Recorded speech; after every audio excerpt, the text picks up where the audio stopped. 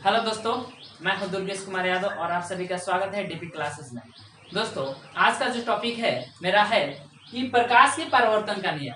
ये टॉपिक उन टॉपिकों में से एक है जिसकी बेस एक बार बन गई तो फॉर द अदर क्लासेस हमें बहुत हेल्प होने वाला है और हमारे खासकर 10th क्लास के बच्चों के लिए इस टॉपिक से क्वेश्चन आपके एग्जाम में रहते ही रहते हैं। तो इसलिए इस टॉपिक को बहुत ही डीपली आप लोग समझिएगा। चलिए, प्रकाश के परावर्तन का नियम क्या है इसको समझने के लिए सबसे पहले हम एक प्लेन मिरर बनाते हैं। यह एक मेरा समतल दर्पण है।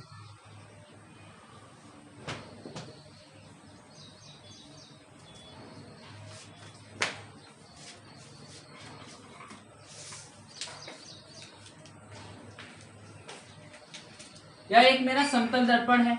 इधर से प्रकाश की किरण आ रही है। इधर से आने वाली प्रकाश की किरण को हम कहते हैं आपतित किरण। इधर से प्रकाश की किरण इस समतल दर्पण के परावर्तक सतह पर पड़ रही है।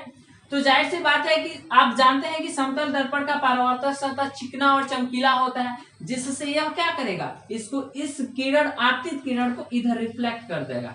इधर क्या करेगा, रिफ्लेक्ट कर देगा, जिसको हम क्या कहते हैं, इस जो रिफ्लेक्ट होती है किरण उसको हम कहते हैं परावर्तित किरण।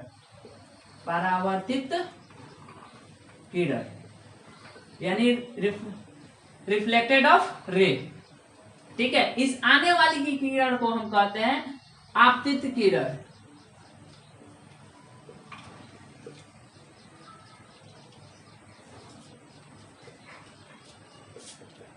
Incident ray. और ये मेरा होता है रिफ्लेक्टेड रे। और ये मेरा समतल दर्पण है। और इस आपतित किरण और इस परावर्तित किरण, ये आपतित किरण परावर्तक सतह के जिस बिंदु पर पड़ती है उसे हम कहते हैं आपतन बिंदु, पॉइंट ऑफ इंसिडेंस। ठीक है, आपतन बिंदु। और इसको बीचों बीच हम एक अभिलंब खींच देते हैं। इसके बीचों बीच हम एक अभिलंब खींच देते हैं। ये मेरा होता है अभिलंब, जिसका इंग्लिश होता है नॉर्मल। अब प्रकाश के परावर्तन के नियम क्या कहते हैं पहले सुन लीजिए। ये आने वाली किरण है और ये जाने वाली किरण। आने वाली किरण को आपतित किरण, जाने वाली किरण को परावर्तित किरण। तथा आपतन बिंदु पर डाला गया अभिलंब ये है। आपतन बिंदु पर डाला गया लंब को हम अभिलंब कहते हैं। इसको हम सिंपली लंब भी बोल सकते हैं। और यह मेरा आपतन बिंदु होता है। तो पहला नियम यह है, इसके दो नियम होते हैं। प्रकाश के परावर्तन के दो नियम होते हैं। पहला नियम है कि आपतन कोण, इसको हम एंगल ऑफ इंसिडेंस कहते हैं। ये होता है जिसको आई से सूचित करते हैं, एंगल ऑफ इंसिडेंस, यानी इसको हम आई से सूचित करते हैं। यह मेरा होता है आपतन कोण और यह मेरा होता है परावर्तन कोण, यानी एंगल ऑफ रिफ्लेक्टेड। ठीक है, रिफ्लेक्शन, एंगल ऑफ रिफ्लेक्शन यह मेरा होता है, इसको हम आर से सूचित करते हैं। यह मेरा परावर्तन कोण होता है, यह मेरा आपतन कोण होता है।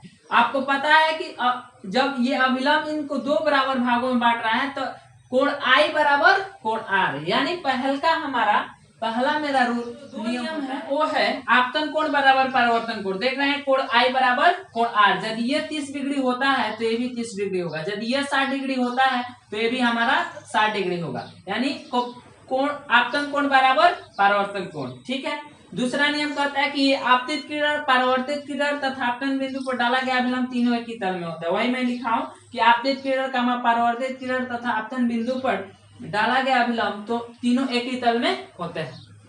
आई होप कि ये आपको प्रकाश के परावर्तन का नियम आपको समझ में आ गया होगा। अब आगे हम बढ़ते हैं दर्पण की तरफ। दर्पण कितने प्रकार के होते हैं, गोलीय दर्पण किसे कहते हैं, इस सारे टॉपिकों के इसके अंतर्गत हम लोग जानेंगे। अब मेरा एक क्वेश्चन है कि यदि समतल दर्पण पर प्रकाश को लंबवत डाला जाए तो क्या होगा। जब समतल दर्पण पर प्रकाश को लंबवत डाला जाए तो आपतन कोण और परावर्तन कोण का मान क्या होगा, यह क्वेश्चन आपके मन में उठता होगा।